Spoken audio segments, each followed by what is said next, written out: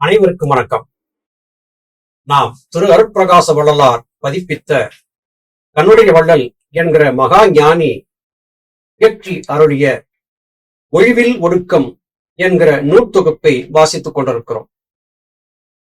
ஞானிகள் மகான்களுடைய ஆராய்ச்சிகளை நாம் புரிந்து கொள்வதற்கே நீண்ட நெடிய காலம் பிடிக்கும். பொதுவாக மூத்தோர் சொல் வார்த்தை அமிழ்தம் என்கிற மூத்தோர் வாக்கிற்கிணங்க பெரியவர்கள் சொன்ன கருத்துக்களை எந்தவிதமான எதிர்வாதமும் செய்யாமல் அப்படியே ஏற்று நடப்பதில் பலன் உண்டு. இந்த ஒழிவில் ஒடுக்கம் நூலிலே பல அதி அற்புதமான கருத்துக்களை நாம் பார்த்து வருகிறோம். இன்றைய பதிவிலே நீங்கள் பார்க்க இருக்கக்கூடிய கருத்துக்கள் நிச்சயமாக உங்களை ஆச்சரியப்படுத்தும். பாருங்கள், இன்றைய பதிவை பார்க்கலாம்.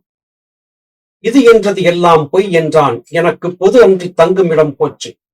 அது நாம் காண் என்றான், அதன் பேர் இரவ பகலாக்கும் ஒன்றோ பரமசுகமோ. நாம் பார்த்த கேட்ட அறிந்த அனைத்துக்குள்ளும் ஒரு பொய் என்பது இருக்கிறது. காரணம், நாம் பார்த்த அறிந்த அனைத்துமே புலன்கள் வழியாக பார்த்தவைதான். அந்த புலன்கள் நம்மை சரியான பாதையில் இட்டுச் சென்றனவா என்பது வினாவுக்கான விடயமாக இருக்கிறது. பொது என்று சொல்லும் போது பராபரத்தின் சன்னிதானம் அல்லது சிதம்பரம், பரவெளி, பராபரம் தங்கியிருக்கும் இடம் என்றெல்லாம் பொருள் கொள்ளப்படும். திரு அருட்பிரகாச வள்ளலார் பொது என்கிற வார்த்தையை பல இடங்களிலே பயன்படுத்தியிருப்பார். பொது இடம் என்று நாம் எதை சொல்லுவோம்? சமமாக அனைவரும் பயன்படுத்தக்கூடிய ஒரு இடத்தை பொது இடம் என்று சொல்வோம். உலக உயிர்கள் அனைத்திற்கும் பொதுவாக ஒரு இடம் இருக்கிறது என்றால் அது எந்த இடம்? அது ஆகாய வெளிதான். பராபரத்தின் சன்னிதானம்தான் எல்லா உயிர்களுக்குமான பொது இடம்.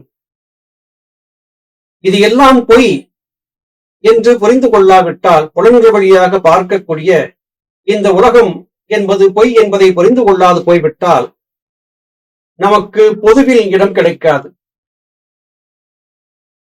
பொதுவாக நாம் இந்த உலகியல் சார்ந்து பார்க்கும்போது குற்றம் செய்தவர்களை, தவறுகள் செய்யக்கூடியவர்களை, கள்வர்களை பொது இடங்களிலே அனுமதிப்பது இல்லை. கள்வர்கள் நடமாட்டம் அதிகமாக இருக்கிறது என்கிற எச்சரிக்கை ஒலியும் பொது இடங்களிலேதான் அதிகமாக சொல்லப்படுகிறது. நாணயமான, நேர்மையான, நல்ல எண்ணங்கள், சிந்தனைகள் கொண்டவர்கள் பொது இடங்களிலே இருப்பதற்கு தடையில்லை. எண்ணங்களிலே குழப்பமும் தடுமாற்றமும் கொண்டிருப்பவர்கள் பொது இடங்களிலே எழுவதற்கு அருகர் அல்லர் என்று கூறப்படுகிறது. இங்கே மற்றொரு கருத்து ஊன்றி சொல்லப்படுகிறது. பகல் இரவு என்கிற வார்த்தைகளை இங்கே கண்ணுடைய வள்ளல் பயன்படுத்துகிறார். பகலும் இரவும் சந்திக்கக்கூடிய அந்தி சந்தி வேளைகள் இங்கே மறைமுகமாக சுட்டிக்காட்டப்படுகின்றன. அந்தி சந்தி வேளைகளிலே எவன் ஒருவன் மன ஒருநிலைப்பாட்டோடு இருந்து பராபரத்தை குறித்து சிந்தித்திருக்கிறானோ அவனுக்கு பொது என்று அழைக்கப்படக்கூடிய பராபரத்தின் சன்னிதானத்திற்குள்ளே நுழைவதற்கான அனுமதி கிடைக்கும் என்பது இதன் பொருளாகிறது. இதுதான் உண்மையான ஆனந்தத்தை தரக்கூடியது. சுகம் என்கிற வார்த்தையை பரமசுகம் என்று கண்ணுடைய வள்ளல் குறிப்பிடுவதிலிருந்தே இதன் மேன்மை சொல்ல ஒண்ணாது நமக்கு ஆனந்தத்தை கொடுக்கிறது. பரமசுகம், உண்மையான சுகம். சாதாரண ஆனந்தம் என்பது சிற்றின்பம். குறைவில்லாத ஆனந்தம் என்பது பேரின்பம். பேரின்பம் என்பது பொதுவில் தான் கிடைக்கும். பொது என்று இங்கே அழைக்கப்படுவது யாதெனில் நம்முடைய உருவ மத்தியம் என்று அழைக்கப்படக்கூடிய சுழுமுனைத்தானம்தான். அந்த இடம்தான் பகல் இரவு அற்ற இடம். அந்தி என்றும் சந்தி என்றும் முச்சந்தி என்றும் பொது என்றும் குறிப்பிடப்படுவது நம்முடைய புருவ மத்தியமும் அதை தாண்டி இருக்கும் பகுதியும் தான். ஞானபிதா சுவாமி சிவானந்த பரமஹம்சர் அவர்களால் அருளி செய்யப்பட்ட சித்தவேதத்தை வாசித்து அறிந்தவர்களுக்கு இத்திருப்பாடலுக்கான பொருள் புரிந்து கொள்வது அத்தனை கடினமான காரியம் அல்ல. அறிவித்தால் அன்றி அறியாய் நீ என்றான், மறவிக்கு அதுவே மருந்தாய் அறிய எனில், ஆகாயம் எய்ய வைத்த அம்பாம் அறிவெனிலும் ஆகாய வாக்காம் அது. நம்முடைய முன்னோர்கள் தங்களுடைய அனுபவத்தை நமக்கு சொல்லிக் கொடுத்திருக்காவிட்டால் நாம் எதையுமே அறியாது போயிருந்திருப்போம். ஒவ்வொரு காலகட்டத்திலும் வாழ்ந்திருந்த நம்முடைய முன்னோர்கள் பற்பல விதமான ஆய்வுகளை செய்து அவற்றின் முடிவுகளை சந்ததிகளுக்காக சொல்லிச் சென்றார்கள். இன்றைய உலகிலே விஞ்ஞானி ஒருவர் மின்சாரத்தை கண்டுபிடித்தார். தன்னுடைய கண்டுபிடிப்பை அனைவருக்கும் பொதுவாக்கி கொடுத்தார். அனைவரும் மின்சாரத்தை பயன்படுத்திக் கொண்டிருக்கிறோம். இது நமக்கு பிரத்யட்சமாக தெரிகிற காரணத்தால் ஒப்புக்கொள்ளுகிறோம். ஆனால் நாம் உண்ணக்கூடிய உணவு, நாம் வாழ்ந்திருக்க வேண்டிய ஒழுக்க நெறிமுறைகள், இவற்றையெல்லாம் நம்முடைய முன்னோர்கள் ஆராய்ந்து சொன்னார்கள் என்றால் ஏகடியமாக நம்மை பார்ப்பார்கள். காரணம், எல்லாவற்றிலுமே இவர்களுக்கு கண்களுக்கு முன்னால் பிரகாசமாக தெரியக்கூடிய விடயங்கள் மாத்திரமே அவர்களை ஆட்கொள்கிறது. தெரியாத நம்முடைய அடிப்படையான விளக்கத்தை சொல்லும் போது அது அவர்களால் ஏற்க முடியாததாக ஆகிறது. இதற்கு காரணம் மனிதர்களுக்கு ஏற்பட்டிருக்கக்கூடிய மன மாயைதான் என்றால் அது மிகையாகாது. மறவிக்கு அதுவே மருந்தாய் என்று சொல்லுகிறார். நீங்கள் மறந்து விட்டீர்கள். முன்னோர்கள் சொல்லிக் கொடுத்த நற்கருத்துக்களை எல்லாம் நீங்கள் மறந்து விட்டீர்கள். அந்த மறதி என்கிற நோய்க்கு மருந்தாகவே எங்களை போன்றவர்கள் இவற்றை உங்களுக்கு சொல்லிக் கொடுக்க வேண்டிய கடமை ஏற்பட்டது என்று தன்னுடைய வள்ளல் தன்னுடைய அனுபவத்தையும் முன்னோர்களின் ஆராய்ச்சியையும் ஒருங்கிணைத்து இங்கே பதிவு செய்கிறார். ஆகாயம் எய்ய வைத்த அம்பாம் அறிவு. ஆகாயம் என்பது எது? சிரசு. புறத்திலே இருப்பது அகத்திலும் இருக்கும்.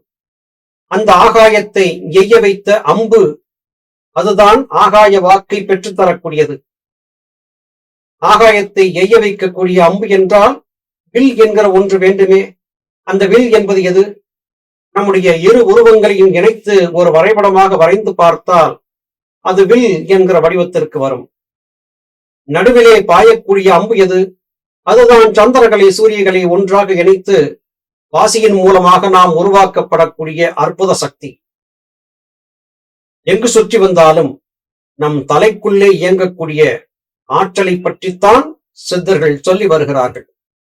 இரு உருவத்தை வில்லாக வளைத்து அதன் நடுவிலே சந்திரகளை சூரியகளை அம்பாக்கி உருவ மத்தியத்தை துளைத்து வாசலை ஏற்படுத்தி ஜீவனை பயணித்து சென்று அடைய வேண்டும் என்பதுதான் இந்த மானுட வாழ்க்கையின் நோக்கம். அதைத்தான் இங்கே தன்னுடைய வள்ளலும் குறிப்பிடுகிறார். மலமாயை கண்ம மயக்க விகற்ப நிலை போக போய் ஒளிந்த நெட்டை பலவோ, அறிவுக்கு எதிரில்லை ஆகாய நிழல் அற நிற்குமோ போல் நிற்பாய். ஆகாயத்தின் நிழல் எங்கே இருக்கிறது? ஆகாயம் பறந்துபட்டு இருக்கிறது. ஆகாயத்தை ஒரு குறுகிய புள்ளியிலே இணைத்தால் அதன் நிழல் விழுவதை பார்க்க முடியும். ஆனால் ஆகாயத்திலே நிழலை எப்படி தேடுவது? ஆகாயம் என்பது அகண்டதாக இருக்கிறது. அதற்குள்ளே நிழலை தேடுவது அபத்தமான செயலாகி போகும். இந்த நிலைக்கு நிஷ்டை என்கிற பெயரை கொடுக்கிறார்கள். ஆகாயத்தின் நிழல் இருக்கிறதா? ஆம், இருக்கிறது. எங்கே இருக்கிறது? நம்முடைய தலைதான் அது. அண்டத்தில் இருப்பது பிண்டத்திலும் இருக்கும் என்று நம்முடைய முன்னோர்கள் சொல்லிக் கொடுத்தார்கள். ஆகாயம் என்பது அண்ணாந்து பார்க்கும் ஆகாயம் என்றால் அதன் நிழல் ஒவ்வொரு உயிர்களின் தலையாக இருக்கிறது. எத்தனை அழகாக இங்கே கனுடைய வள்ளல் குறிப்பிடுகிறார் பாருங்கள். மாயம் என்பது நம்மை புலன்களோடு சேர்த்து இணைத்து வைத்திருக்கிறது. இந்த மாயையை மலமாயை என்று சொல்லுகிறார்கள். ஆணவம், கண்மம், மாயை என்கிற 3 விதமான மலங்கள், குற்றங்கள் நம்மை ஞானத்தை அறிய முடியாதபடி, அடைய முடியாதபடி தடுத்து வைத்திருக்கின்றன. நம்முடைய அறிவுக்கு இவையெல்லாம் தடையாக இருக்கின்றன. அறிவு என்பது எது? மனதில் ஒரு கூறாக இருக்கக்கூடிய சித்தம் என்பது. சித்தத்தை சிவத்தின் பால் செலுத்தியவர்கள் ஞானிகளானார்கள். அப்படி சித்தத்தை கொண்டு மனதை வென்றவர்கள் சித்தர்கள் என்றானார்கள். எனவே நம்முடைய ஞானிகள் மகான்கள் சித்தர் பெருமக்கள் சொல்லிக் கொடுத்தபடியாக முறையாக யோகம் பயிலும் போது நமக்குள்ளே தூய ஞானம் என்பது பிறக்கும். ஆணவம், கண்மம், மாயை என்கிற 3 மலங்களும் அற்றுப்போகும். நிஷ்டை என்பது கைகூடும். நம்முடைய அறிவிற்கு பற்பல விதமான விளக்கங்கள் உலகிலே கொட்டி கிடக்கின்றன. ஆனால் அப்படி கொட்டி கிடக்கக்கூடிய அனைத்து விளக்கங்களும் நம்முடைய ஞான தேடுதலுக்கான பதிலை முழுமையாக சொல்லிவிடவில்லை. நமக்கான பதில் எங்கே இருக்கிறது? அது நமக்குள்ளேதான் இருக்கிறது. தேடி பார்த்துத்தான் அதை நாம் அடைய வேண்டும் என்பதே தன்னுடைய வள்ளல் நமக்கு சொல்லக்கூடிய அறிவுரையாக இருக்கிறது. போதம் பதைப்பறவே பூரணமாம், பூரணமும் போதம் பதைத்தளவே பொய்யாகும். இது விழித்து இமைப்பான் என்றால் வெளி அசைந்தால் காற்றாம், பழக்கம் அதை சாட்சியைப் போல் பார். போதம் என்கிற சொல் தூய ஞானம் என்கிற பொருளை கொடுக்கும். போதம் பதைப்பறவே பூரணமாம். நற்போதம், நற்புத்தி என்பது எப்போது முழுமை பெறும்? எப்பொழுது புலங்க வழியாக பார்க்கக்கூடிய இந்த உலகம் பொய் என்பதை நாம் புரிந்து கொள்கிறோமோ அப்பொழுதுதான் இது முழுமை பெறும். பூரணம் என்றால் முழுமை பெற்றது என்று பொருள். புத்தகங்களை வாசித்தோ ஞானிகள் மகான்கள் சொல்லக்கூடிய உபன்யாசங்களை உபதேசங்களை காதால் கேட்டோ ஒருவர் ஓரளவு ஞானத்தை அடைகிறார். ஆனால் அது முழுமையான ஞானம் அல்ல. கிடைத்த அறிவைக் கொண்டு தனக்குள்ளே தேடி, தனக்குள்ளே ஆராய்ந்து, தனக்குள்ளே பயணித்து தூய பூரண ஞானத்தை அடைய வேண்டும். இந்த போதம் என்பது நாம் அடைந்திருக்கும் புத்தி என்றாகும். புத்தியை கொண்டு பார்த்ததெல்லாம் போக போக மறைந்து போகும். சித்தத்தை கொண்டு பார்த்ததுதான் சிவத்தோடு நம்மை சேர்த்து வைக்கும். விழித்து இமைக்காது உருவ மத்தியத்தை பார்த்திருக்க வேண்டும். கண்மூடி வழக்கமெல்லாம் மண்மூடி போகட்டும் என்றே வள்ளல் பெருமகனாரும் அறிவித்தார். விழிகளை திறந்திருக்க வேண்டும். யோகம் பயிலும் போது 2 விழிகளும் திறந்து உருவ மத்தியத்தை நோக்கி உட்பக்கமாக திரும்பி நிற்க வேண்டும். பார்வையை கண்களிலே நிறுத்தக்கூடாது. பார்வையை வாசியின் போக்கிலே நிறுத்தி பழக வேண்டும். அதுதான் சரியான பழக்கம். விழித்து இமைப்பான் என்றால் வெளி அசைந்தால் காற்றாம். வெளி ஆகாய வெளி அல்லது பரவெளி, சரசாகி ஆகாயத்தில் இருக்கும் வெற்றிடம். அந்த இடம் அசைந்தால் காற்று. காற்றைக் கொண்டு அதை அசைக்க வேண்டும். எந்த காற்றைக் கொண்டு? நாசியின் வழியாக உள்ளும் வெளியும் சென்று வந்து கொண்டிருக்கக்கூடிய அபானம் என்கிற காற்றைக் கொண்டு அதை எரிபொருளாக பயன்படுத்தி உள்ளிலே இருந்து ஒவ்வொரு சுவாசத்தின் போதும் வெளியே சென்று நாசமடைந்து கொண்டிருக்கக்கூடிய ஜீவசக்தியாகிய வாயுவை கட்டி காப்பாற்றி நிறுத்தி பழக்க வேண்டும். இதை தினசரி பழக்கமாக வைத்திருந்தால் மாத்திரமே வெல்ல முடியும். இந்த பழக்கத்திலே வெல்ல முடியுமா என்று கேட்டால் ஆம், முடியும். அதற்கு சாட்சியாக இருப்பவர்கள் சித்தர்கள், ஞானிகள், மகான்கள், ரிஷிகள். இதை புரிந்து கொண்டு விட்டால் நம்முடைய தயக்கம், குழப்பம் என்பது தீர்ந்துவிடும். இதைத்தான் இங்கே தன்னுடைய வள்ளல் சொல்லுகிறார். இந்த அதி அற்புதமான கருத்துக்கள் பதிந்த பாடல்களை நமக்கு தந்தருளியமைக்காக திரு அருட்பிரகாச வள்ளலாரை எத்தனை போற்றினாலும் அது தகும். மீண்டும் அடுத்த பதிவிலே உங்களை சந்திக்கிறேன். அதுவரையிலும் நன்றி, வணக்கம்.